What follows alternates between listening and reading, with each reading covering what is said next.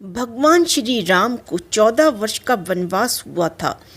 उनमें से उन्होंने 12 वर्ष तो जंगल में रहकर ही काटे। 12वें वर्ष की समाप्ति के दौरान सीता जी का हरण हो गया।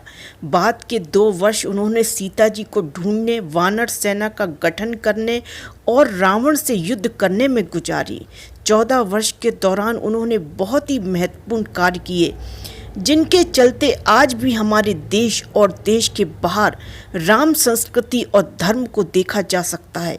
प्रभु श्री राम ने वन में बहुत ही सादगी भरा तपस्वी का जीवन जिया। वे जहाँ भी जाते थे तो 3 लोगों के रहने के लिए एक झोंपड़ी बनाते थे, वहीं भूमि पर सोते थे।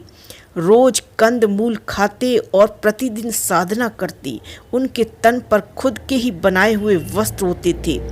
धनुष और बाण से वे जंगल में राक्षसों और हिंसक पशुओं से सभी की रक्षा करते थे। इस दौरान उन्होंने देश के सभी संतों के आश्रमों को बर्बर लोगों के आतंक से बचाया।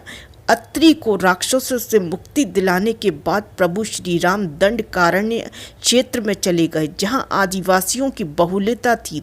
यहां के आदिवासियों को वाणासुर के अत्याचार से मुक्त कराने के बाद प्रभु श्री राम 10 वर्षों तक आदिवासियों के बीच रहे।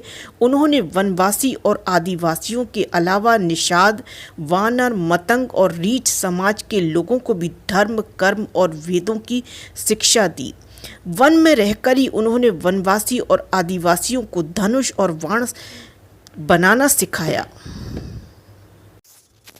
तन पर कपड़े पहनना सिखाया, गुफाओं का उपयोग रहने के लिए कैसे करें ये बताया, धर्म के मार्ग पर चलकर अपने रीति रिवाज कैसे संपन्न करें ये भी बताया। उन्होंने आदिवासियों के बीच परिवार की धारणा का भी विकास किया, एक दूसरे का सम्मान करना सिखाया। उन्हीं के कारण हमारे देश में आदिवासियों के कबीले नहीं समुदाय होते हैं। उन्हीं के कारण देश भर के आदिवासियों के रीति रिवाजों में समानता पाई जाती है। भगवान श्री राम ने ही सर्वप्रथम भारत के सभी जातियों संप्रदायों को एक सूत्र में बांधने का कार्य अपने 14 वर्ष के वनवास के दौरान किया था। एक भारत का निर्माण कर उन्होंने भारतीयों के साथ मिलकर अखंड भारत की स्थापना की थी। भारतीय राज्य तमिलनाडु, महाराष्ट्र, आंध्र प्रदेश, मध्य प्रदेश, केरल, कर्नाटक सहित Nepal, Laos, Kampuchea, Malaysia, Cambodia, Indonesia, Bangladesh, Bhutan, Sri Lanka, Bali, Java, Sumatra, Thailand आदि देशों की लोक संस्कृति व ग्रंथों में आज भी राम इसलिए जिंदा हैं। 14 वर्षों के वनवास में से अंतिम 2 वर्ष प्रभु श्री राम दंडकारण्य के वन से निकलकर सीता माता की खोज में देश के अन्य जंगलों में भ्रमण करने लगे।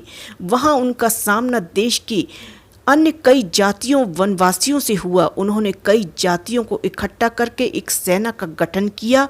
वे लंकी की ओर चल पड़े। श्री राम की सेना ने रामेश्वरम की ओर कूच किया।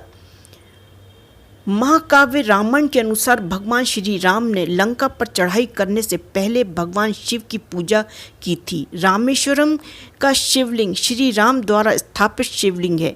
इसके बाद प्रभु श्री राम ने नल और नील के माध्यम से विश्व का पहला सेतु बनाया, और वो भी समुद्र के ऊपर। उसे राम सेतु कहते हैं।